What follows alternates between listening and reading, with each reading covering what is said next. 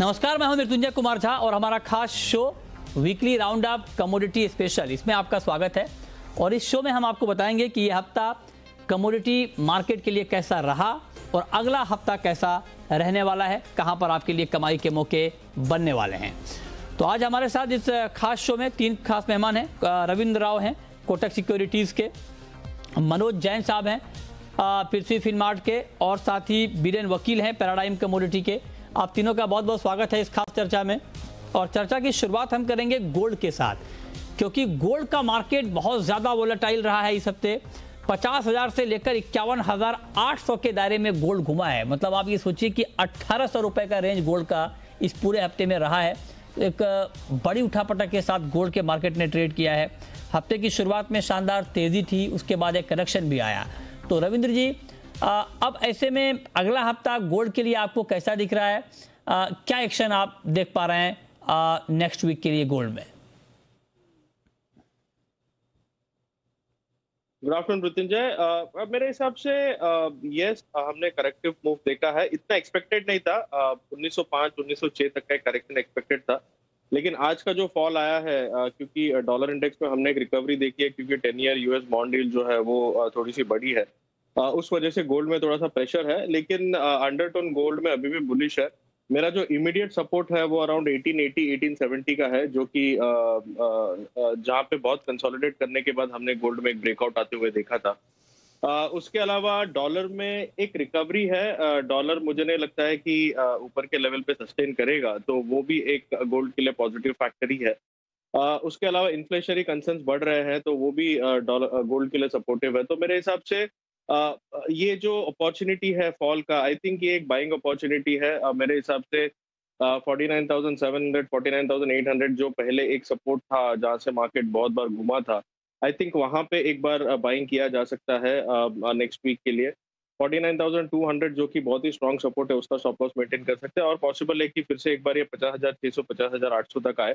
International में जब तक ये 1870 के नीचे क्लोजिंग इसका नहीं आता, तब तक मेरे हिसाब से गोल्ड में एक अच्छी बाइंग अपॉर्चुनिटी है। थ्रोबैक है चार्ट्स पर, ट्रेंड लाइन ब्रेकआउट के बाद एक थ्रोबैक आया है, तो टेक्निकल लैंग्वेज में हम इसे एक बाइंग अपॉर्चुनिटी कहते हैं। तो मेरे हिसाब से बाइंग किया जा सकता है गोल्ड पर। अच्छा, तो आप करेंगे गोल्ड में आप नेक्स्ट वीक के लिए बाइंग करना ठीक रहेगा। और ये आपकी राय है कि मार्केट थोड़ा नीचे आए तब बाई करके चलना चाहिए। ओके, ठीक है। बीरेन जी, आपको फंडामेंटली अब गोल्ड का मार्केट कैसा लग रहा है यहाँ से आगे?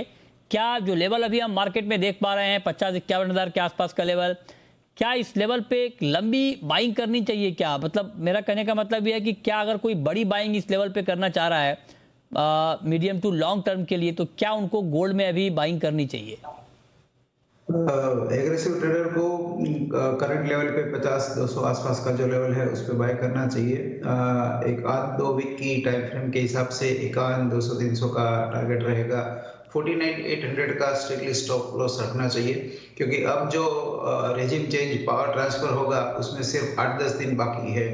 और कैपिटल हिल में जो अभी हमने वायलेंट प्रोटेस्ट देखी, वो देखते हुए लो रिस्क ट्रेडर को फिलहाल 4-5 दिन दूर रहना चाहिए। एक बार बीरेन साहब कुर्सी पे बैठ जाएंगे तो काफी चीजें क्लियर हो जाएगी। ओके, तो ये राय है आपकी, इस पर आप नजर रखें। मनोज जी, आपका क्या मानना है नेक्स्ट वीक के लिए? मैं आपसे सीधा सवाल ये पूछता हूं कि अगले हफ्ते के लिए आपका टारगेट क्या है गोल्ड का? अगले हफ्ते गोल्ड का प्राइस हम कहां पर देख पाएंगे? नमस्कार मृत्युंजय।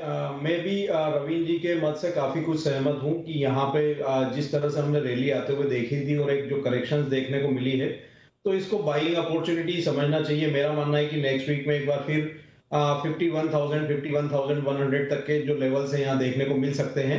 जो IMF का रिपोर्ट आया है, तो वहां भी उन्होंने इन्फ्लेशन को लेकर के कंसर्न्स जो है जाहिर किए हैं कि ड्यूरिंग द 2021 जो ग्लोबल इन्फ्लेशन है वो एलिवेटेड रह सकता है, क्योंकि जिस तरह से ग्लोबल सेंट्रल बैंक जो स्टिमुलस दे रहे हैं, तो उसके चलते इन्फ्लेशन जो है हायर साइड पे रहेगा। तो गोल्ड में यहाँ मजबूती जो है बरकरार रहनी चाहिए।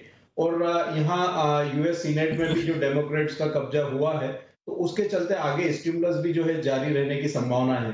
तो मेरा मानना है कि 50,000 से 49,800 के रेंजेस में यहाँ खरीदारी की अपॉर्चुनिटी रहेगी। 49,330 का एक क्लोजिंग स्टॉप लॉस मेंटेन करें। 51,100 तक के लक्ष्य फिर एक बार यहाँ देखने को मिल सकते हैं। ओके, तो ये बात हो गई गोल्ड की, और सारे एक्सपर्ट यही कह रहे हैं कि गोल्ड में ठीक ठाक तेजी आगे दिखेगी, तो आपके लिए बाइंग का मौका है, कोई कंफ्यूजन वाली बात है नहीं। लेकिन हाँ, अगर आप ट्रेडर हैं तो स्टॉप लॉस जरूर लगाएं, इन्वेस्टर हैं तो इन्वेस्ट करके आप लंबे समय के लिए गोल्ड को छोड़ सकते हैं। ये तो बात हो गई गोल्ड की। अब हम बात करेंगे सिल्वर की, चांदी की। और चांदी पर रविंद्र जी, क्या लगता है आपको? चांदी का मार्केट भी काफ़ी वोलेटाइल रहा। हमने पोल भी किया जिसमें 1 लाख तक के टारगेट आए हैं नए साल के लिए, साल के आखिर तक के लिए। तो ऐसे में चांदी की चाल अब आपको क्या दिख रही है? चांदी में भी बुलिशनेस कंटिन्यू रहेगा मृत्युंजय, क्योंकि बेस मेटल्स में अभी भी एक अपमूव मेंटेन्ड है। प्लस गोल्ड में भी जैसे मैंने बताया कि इसका अंडरटोन जो है अभी बुलिश है, और सिल्वर गोल्ड के साथ ही चल रहा है। आज सिल्वर में भी हमने करेक्शन देखा है। लेकिन सिल्वर में एक इम्पॉर्टेंट लेवल बन चुका है अभी 71,650 700 का, जो कि एक डबल टॉप है। और नीचे में मेरे हिसाब से 66,000 का एक बहुत ही स्ट्रांग सपोर्ट है। तो मेरे हिसाब से कहीं पर भी डिप आता है तो silver is a good buying metal, I would say. और ऊपर में मुझे लगता है कि 71,000 71,500 फिर से एक बार दिख सकता है। और जो लेवल वॉच करना चाहिए मेरे हिसाब से 71,650 के ऊपर का वॉच करना चाहिए। अगर उसके ऊपर निकल गया तो फिर हम 73,000 तक का भी लेवल सिल्वर में देख सकते हैं। बट खैर 71,650 पहले निकलना चाहिए। तो मेरे हिसाब से इस लेवल पर यहाँ से 500-1000 रुपये अगर करेक्शन आता है टुवर्ड 67,500, 66,000 का एक स्टॉप लॉस रख के नेक्स्ट वीक के लिए बाइंग कर सकते हैं। इमीडिएट टारगेट जो होगा वो 69,500 से 70,000 का होगा। बट जैसे मैंने बताया 71,650 को वॉच कीजिए। अगर उसके ऊपर क्लोजिंग आ जाता है तो फिर चांदी में एक नया अपमूव हम देख। ये रहा आपकी चांदी पर है। बीरेन जी, मैं आपसे जानना चाहता हूं सर कि क्या, अगर मैं सिर्फ फंडामेंटल की बात करूं कि सिल्वर के फंडामेंटल कैसे हैं, तो फंडामेंटली आपको चांदी का मार्केट कैसा लग रहा है अभी? सिल्वर के फंडामेंटल रिलेटिवली काफ़ी अच्छे हैं, क्योंकि गोल्ड सिल्वर रेशियो जो 130 हो गया था लास्ट सितंबर में, वो अभी 70-71 पे है। और इसका चार्ट अगर मैं देखूं तो मुझे आगे ये 55-60 दिख रहा है अगले 3-4 महीने के टाइम फ्रेम से। तो सिल्वर गोल्ड की तुलना में काफ़ी आउट परफॉर्म करेगी। एक बार ये बाइडेन एडमिनिस्ट्रेशन आ जाए और अगर न्यू ग्रीन डील आता है जो उन्होंने क्लाइमेट चेंज के हिसाब से एजेंडा में रखा है, तो इलेक्ट्रिकल व्हीकल्स, ऑल्टरनेटिव एनर्जी, उसमें काफ़ी सारा इन्वेस्टमेंट आएगा। तो मैं समझता हूँ कि जो सिल्वर में जो फोरकास्ट आ रहे हैं 90,000 1 लाख का, वो अचीव होना हाईली पॉसिबल है। अच्छा, तो आप कह रहे हैं कि फंडामेंटली भी चांदी का मार्केट मजबूत है, और आप कह रहे हैं कि दाम चांदी के बहुत ज़्यादा बढ़ सकते हैं। ये बहुत महत्वपूर्ण बात है। ऐसे में मनोज जी, ट्रेडिंग के पॉइंट ऑफ व्यू से क्या चांदी में अभी ट्रेडिंग का पोटेंशियल है? अगर कोई स्ट्रेटेजिकली चांदी में ट्रेड करे तो क्या ठीक ट्रेड होगा नेक्स्ट वीक के लिए चांदी में? बिल्कुल, हमने 71,500 से एक अच्छा जो है यहाँ पे डिप आते हुए देखा है। और मेरा मानना है कि lower side of the range जो है वो 66-67,000 अभी भी बनी हुई है। तो मेरा मानना है कि 67,000 जो एक बहुत ही अच्छे अट्रैक्टिव लेवल्स होंगे खरीदारी के लिहाज से नेक्स्ट वीक के लिए। तो 67,000 के लेवल्स मिले तो खरीदारी करना चाहिए। 65,500 का एक closing basis stop loss maintain करें। मेरा मानना है कि 70 से 71,000 के लेवल्स फिर नेक्स्ट वीक जो है देखने को मिल सकते हैं। जिस तरह से यूरोपियन यूनियंस के जो मैन्युफैक्चरिंग के नंबर्स है वहां पे सुधार देखने को मिल रहा है, और डॉलर इंडेक्स भी जो है जिस तरह से कमजोरी दिखा रहा है, तो कहीं ना कहीं चांदी की कीमतों में सपोर्ट्स बने रहेंगे। थोड़ा और डीप मिलता है, खरीदारी करें। 71,000 तक के लक्ष्य फिर एक बार देखने को मिल सकते हैं। ओके, ठीक है। तो ये राय है आपकी चांदी पर। 70,000 तक का टारगेट भी आप दे रहे हैं अगले हफ्ते के लिए। लेकिन अब हम बात करेंगे क्रूड की। और क्रूड में इस हफ्ते जिस तरह से हमने देखा कि एक तेजी का माहौल बना, 54 तक के लेवल तक गया क्रूड का मार्केट, 54 के ऊपर भी गया ब्रेंट, क्योंकि ओपेक की जो मीटिंग हुई ओपेक प्लस की, उसमें सऊदी अरब ने इनिशिएट किया कि वो अपनी तरफ से उत्पादन कटौती और बढ़ाएंगे। तो ऐसे में क्या अभी कुछ और तेजी की उम्मीद आपको लग रही है रविंद्र जी क्रूड में, या आपको लगता है कि जितना इम्पैक्ट आना था सऊदी अरब के इस फैसले का वो आ चुका है? क्या लगता है आपको क्रूड में अब? मेरे हिसाब से मृत्युंजय ज्यादा सस्टेन करते हुए नहीं दिख रहा है मुझे क्रूड, क्योंकि जैसे हम पिछले बार भी बात कर रहे थे कि जो स्टांस है वो सिर्फ सऊदी का स्टांस है। ओवरऑल एक एक यूनाइटेड स्टांस नहीं है प्रोडक्शन कट करने का, तो मेरे हिसाब से इसका एक लिमिटेड इम्पैक्ट होगा। और $50 के ऊपर सस्टेन करना भी एक क्वेश्चन मार्क है क्रूड के लिए, क्योंकि जो दूसरे फैक्टर्स है, जैसे कि अगर हम यूएस रिग काउंट्स देखें तो मई के हाइस पर है, तो यूएस से प्रोडक्शन बढ़ रही है। और उसके अलावा डॉलर में जो थोड़ी सी रिकवरी आई है, that also might pressurise crude oil prices.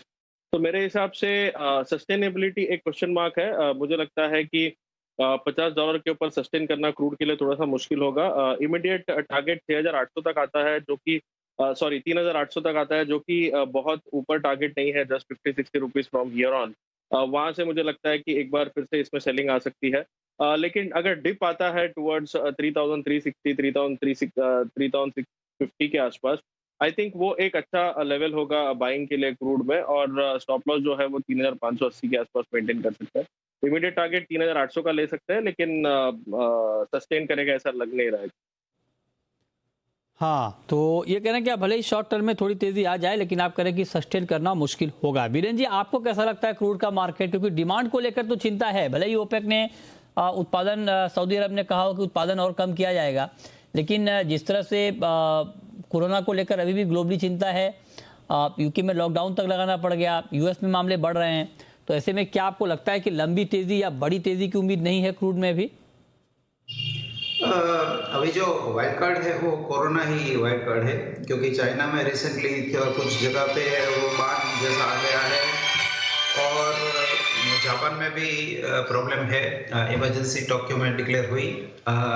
दूसरा एक फैक्टर बाइडेन का ईरान के प्रति कैसा रवैया है, मतलब ईरान पे सैंक्शन अगर रिड्यूस होते हैं तो वहाँ का सप्लाई आ सकता है।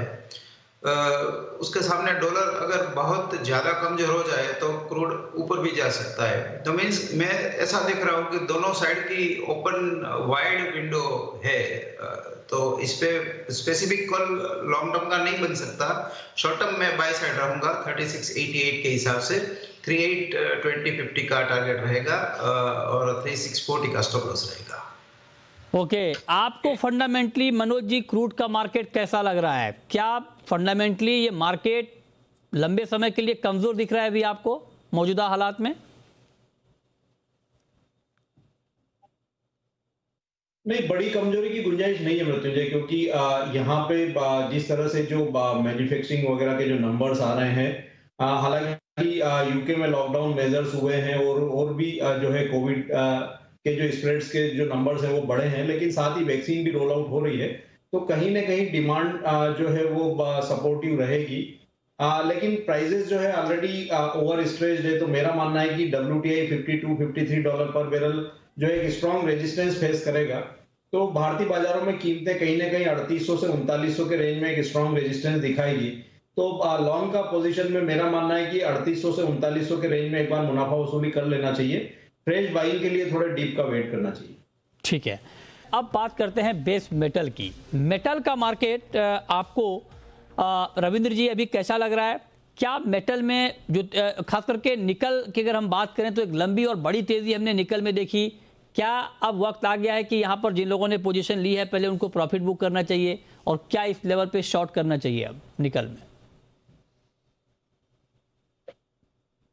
जी हाँ मृत्युंजय, स्पेशली निकल की अगर बात करें तो LME पे $18,000 के आसपास का टारगेट था, और ये करीब वहीं पे चल रहा है, जो कि एक काफी स्ट्रॉन्ग रेजिस्टेंस है। और अगर ओवरऑल मेटल मार्केट देखें तो मुझे लगता है कि एक पुल बैक ड्यू है, क्योंकि ओवरस्ट्रेच्ड हो गया है रैली। लेकिन स्पेसिफिकली निकल में जैसे मैंने बताया कि एक रेजिस्टेंस के पास में है, और मुझे लगता है कि यहाँ से $1,500 का correction is very much possible, जो कि अराउंड 16,600 से 17,000 तक का लेवल आता है LME पर। और अगर MCX की बात करें तो MCX में 1270 से 1250 तक के लेवल्स वेरी मच पॉसिबल है। तो मेरे हिसाब से एक बार शॉर्ट किया जा सकता है। जिनका लॉन्ग पोजीशन है प्रॉफिट बुक कर लेना बेटर है, क्योंकि अगर करेक्शन आता है तो करेक्शन में एक अच्छा अपॉर्चुनिटी मिलेगा फिर से बाइंग करने के लिए। स्टॉप लॉस जो है इसमें अराउंड 1340 के आसपास मेंटेन कर सकता है, 1325 के आसपास शॉर्ट कर सकता है। और जैसे मैंने बताया 1275 का पहले टारगेट होगा और उसके बाद ये जो टारगेट है वो एक्सटेंड हो सकता है 1250। तो निकल में आपकी राय कि अब बेचना चाहिए 1275 के टारगेट के लिए। अब हम बात करते हैं एग्री मार्केट की। एग्री में बहुत अच्छी तेज़ी पूरे ऑयल कॉम्प्लेक्स में रही है। पूरे हफ्ते सरसों का भाव हफ्ते भर में 5% बढ़ा है, 6400 के पार निकल गया है भाव। सोया तेल भी रिकॉर्ड ऊंचाई पर पहुंचा है, क्रूड पाम तेल ने भी नया रिकॉर्ड बनाया है। तो अब मैं मनोज जी आपसे जानना चाहता हूं कि क्या मस्टर्ड में खास करके जो सरसों में तेज़ी आई है, क्या ये तेज़ी अभी कंटिन्यू रहने वाली है या आपको लगता है कि इस लेवल से अब मार्केट थोड़ा नीचे आएगा? सरसों वायदा की अगर बात करें तो यहाँ जो मोमेंटम है वो अभी भी पॉजिटिव बना रह सकता है ओवरऑल, अगर जनवरी या मिड फरवरी तक की बात करें, क्योंकि अभी नई क्रॉप में काफी टाइम है और जो कैरी फॉरवर्ड स्टॉक है वो काफी कम है और क्रशिंग में जा रहा है बराबर। और बर्ड फ्लू की वजह से सोयाबीन सीड में भी थोड़ा जो डिमांड है वहां पे सब्ज्यू देखने को मिल सकता है, तो उस लिहाज से भी सरसों में जो डिमांड है वो बरकरार रहेगी ओवरऑल जनवरी मंथ की बात करें तो। मेरा मानना है कि मोमेंटम जो है वो बना रहेगा। अब यहाँ फरवरी कॉन्ट्रैक्ट में जो है 6100 के लेवल्स के आसपास खरीदारी की रणनीति रखना चाहिए, क्योंकि जनवरी जो वायदा है नेक्स्ट वीक से वो डिलीवरी में चला जाएगा, तो फरवरी में पोजीशन को शिफ्ट करना चाहिए। 6100 के आसपास खरीदारी करें 6350 तक के लक्ष्य के लिए। 5950 का एक यहाँ पे क्लोजिंग बेसिस स्टॉप लॉस रखना चाहिए। ठीक है, तो ये राय है आपकी कि मस्टर्ड में भी क्या होगा। लेकिन Manoj ji, overall oil complex पर क्या इंपैक्ट आप देख रहे हैं? मस्टर्ड में तो आपने कहा कि अभी तेजी कंटिन्यू रहेगी, लेकिन क्या सोयाबीन में भी ये होने वाला है? सोयाबीन में हमने एक दायरे का ट्रेड देखा है, एक अच्छा मोमेंटम बना था। सीबीओटी वायदा में भी हमने फ्रेश 52 वीक्स के हाईज आते हुए देखे थे और भारतीय बाजारों में भी हमने यहाँ लॉन्ग टर्म ब्रेकआउट 4600 के ऊपर आते हुए देखा था। लेकिन जिस तरह से बर्ड फ्लू की जो खबरें निकल कर आई और जो रिस्ट्रिक्शंस जो लगते हुए दिख रहे हैं काफी सारे स्टेट्स में, तो उसके चलते सोयाबीन की कीमतों में थोड़ा दबाव बनता हुआ दिखा है। तो मेरा मानना है कि जब तक ये बर्ड फ्लू के कंसर्न्स रहेंगे तो उसके चलते कीमतों में थोड़ा दबाव बना रह सकता है। हालांकि इंटरनेशनल मार्केट अभी भी पॉजिटिव ट्रेंड दिखा रहे हैं, तो लोअर लेवल्स पे 4400 4450 के रेंजेस में फिर सोयाबीन में सपोर्ट्स बनेंगे। अभी थोड़ा दबाव जो है यहाँ देखने को मिल सकता है। वहीं रिफाइंड सोया तेल और क्रूड पाम तेल की बात करें तो वहां भी हमने रिकॉर्ड लेवल्स आते हुए देखे हैं, तो ऊपरी लेवल्स पर यहाँ भी थोड़ी मुनाफा वसूली देखने को मिलेगी। रिफाइंड सोया तेल में मेरा मानना है कि 1150 के लेवल्स जो है एक स्ट्रॉन्ग सपोर्ट्स रहेंगे और वहां फिर एक बार सपोर्ट्स देखने को मिलेंगे। और सीपीओ की अगर बात करें तो 940 950 के रेंजेस में वहां भी सपोर्ट्स देखने को मिल सकते हैं। अच्छा, ठीक है, तो ये रहा है आपकी। अब मैं बीरेन जी आपसे क्रूड पाम तेल के ऊपर पूछना चाहता हूं। नया रिकॉर्ड क्रूड पाम तेल ने बनाया है 1010 का। अंतर्राष्ट्रीय वजहों से तेजी आई, सप्लाई में कमी की बात आई, अर्जेंटीना में स्ट्राइक की खबर आई। क्या अभी और तेजी बाकी है क्रूड पाम तेल में? अगले हफ्ते क्या लग रहा है आपको मार्केट क्रूड पाम तेल का? करीबन एक साल में 10 महीने में क्रूड मलेशिया $1900 से $4000 तक ऑलमोस्ट डबल हो गया। इसमें थोड़ा कुछ इजी मनी पॉलिसी और साथ ही साथ ड्यूटी में भी काफी बढ़ोतरी हुई। सप्लाई शॉर्टेज ने भी अपना काम किया। अभी ये लेट स्टेज बुल मार्केट है, यानी हम तेजी के आखिरी तबक्का आखिरी स्टेज में है, तो टॉप पकड़ना थोड़ा मुश्किल है, बट फिर भी एक बायर डिप्स की रणनीति के देखते हुए 980 पे हम बाय कर सकते हैं। 1020 का टारगेट रख के 968 का स्टॉप लॉस होना चाहिए। बट अब जो बाय साइड की पोजीशन है उसमें एक्स्ट्रा क्वेश्चन जरूरी है। अच्छा, ठीक है। अब मैं आपसे सोया तेल के ऊपर पूछना चाहता हूं रविंद्र जी। सोया तेल ने भी बहुत ही शानदार पारी खेली है, 1200 के भी ऊपर भाव पहुंचा और अच्छी तेजी हमने यहां पर देखी। अब यहां से आगे क्या होने वाला है सोया तेल में? खास करके अगले हफ्ते क्या और दाम बढ़ने वाले हैं या आपको लगता है कि अब करेक्शन का दौर शुरू होगा? मृत्युंजय, अगर सीबॉट की बात करें तो 35-80 का जो ब्रेकआउट आया था उसके बाद सीधा ये नॉन स्टॉप 45 के करीब जा चुका है और 45 का एक स्ट्रॉन्ग रेजिस्टेंस है। और अगर कल के सेशन में देखें तो कल के सेशन में दोनों ही सीबॉट में और एनसीडीएक्स में एक रिवर्सल सिग्नल आया है चार्ट्स पर। तो मुझे लगता है कि जो इसका इमीडिएट टॉप है, अगर सीबॉट की बात करें तो 45 और एनसीडीएक्स की बात करें तो 1215 से लेके 1222 का एक स्ट्रॉन्ग रेजिस्टेंस हो चुका है इसमें।